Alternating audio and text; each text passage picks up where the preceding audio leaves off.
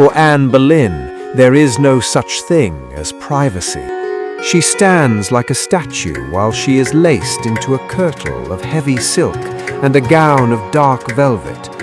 Finally, the iconic French hood is pinned into place, framing a face that changed the course of English history.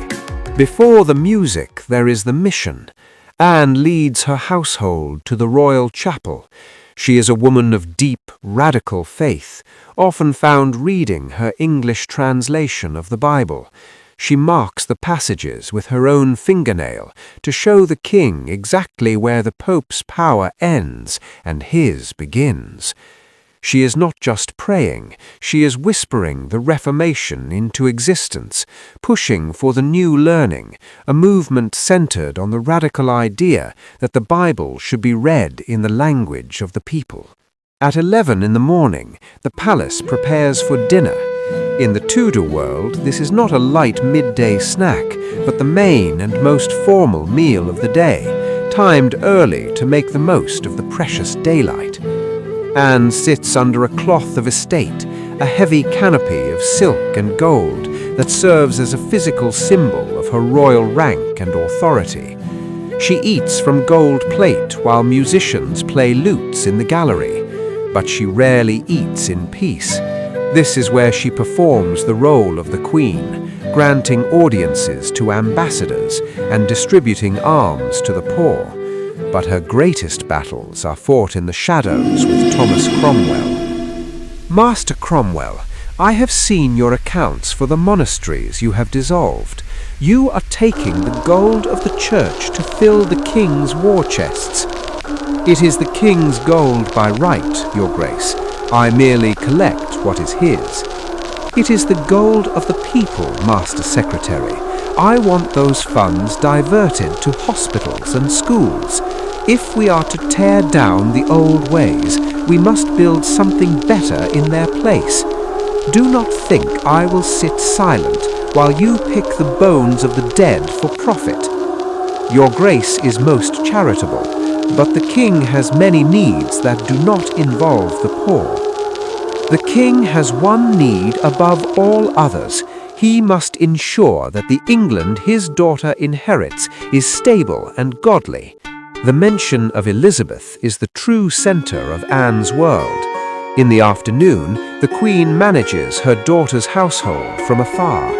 Royal protocol keeps the princess in her own separate residence at Hatfield, miles away from the palace.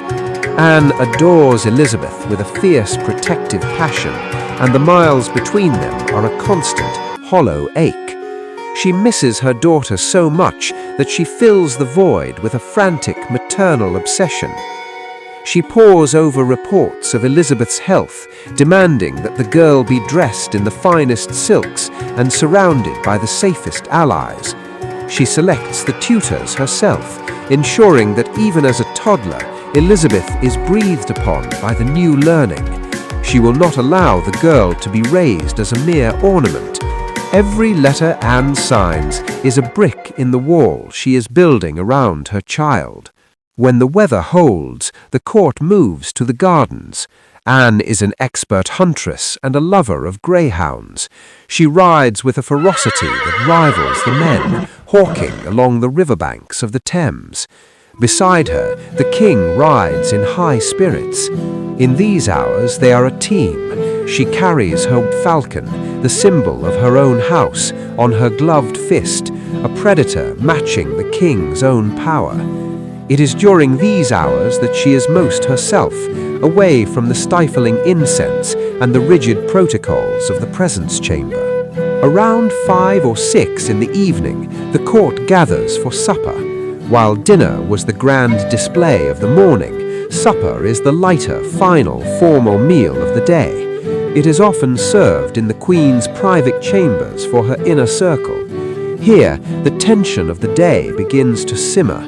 Between mouthfuls of roasted meats and spiced wines, Anne listens for the whispers of the court. Every laugh from a lady of waiting or a sharp look from a courtier is a piece of intelligence she must decode. As the sun sets, the torches are lit for the evening revels. The palace transforms into a theatre of masks, dancing, and high-stakes gambling. Anne is the undisputed star of the night. As the lutes strike up a galliard, the king reaches for her hand. They move in perfect, practiced unison, a display of royal harmony for a court that is always watching for a crack in the foundation. She dances with a grace that seems to defy gravity. She plays cards with a sharp wit, laughing with the poets and the diplomats who vie for her favor. But beneath the laughter, she is watching the doorways for the movement of Cromwell's spies. The music eventually fades. The night ends with the same lack of privacy as the morning. Her ladies-in-waiting undress her, removing the jewels and the velvet gown that feels like armor. They sleep on pallets at the foot of her bed. Anne Boleyn lies awake in the silk-curtained silence, knowing that in the Tudor court, the distance between a throne and a scaffold is shorter than anyone dares to admit. She has the crown, she has the king, and she has the power, but in the heart of the Tudor night, she knows that the higher one climbs, the colder the wind blows. Thank you for watching Thronebound Histories. If you were in Anne's place, surrounded by enemies and stripped of every moment of privacy, would you have the courage to keep fighting for a future you might never see?